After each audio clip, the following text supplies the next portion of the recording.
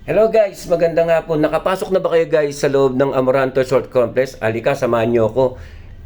Pasyalin natin yung kalooban ng buong Amoranto. Yan po, may naglalaro po kasalukuyan. Pareho po silang college kasi liga po to ng puro college schools po. Ikutin po natin guys. Dito po tayo. Kanina po nasa third level po tayo ngayon. Dito po tayo sa second level po. Yan po yung ikutin natin. Ngayon po ako lang first time ko rin po kasi makapasok dito. Ayan, dito naman po tayo sa second level. Ayan, nakita nyo po, may naglalaro po sa loob. Ayan po. Tapos na po maglaro yung aking anak. Sa awa ng Diyos, talo po sila. Kasi magagaling po yung nakalaban nila. Ito po naman po yung ground ng Amoranto Sports Complex, guys. Ayan, kung gusto nyo mag-jogging, sabi ng mga guard dito, pwede daw po.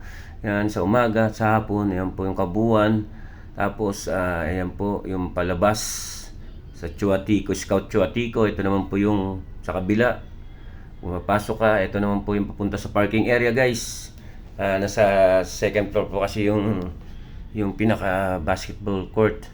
Ayan guys, pasok tayo rito sa parking area. Doon po kasi yung aking sasakyang motor. Guys, lakad tayo guys. Habang hintay, dito ko na lang po hihintayin yung anak ko sa parking area kasi nag-shower pa sila katapos nila maglaro. Ayan po guys, talo po yung team nila kasi napakaswerte ng kalaban. Bukod sa magagaling, napakaswerte pa po. Alahin mo, sila po parang masikip yung ring sa kanila kanina. Kahit anong hagis nila, lumalabas po guys.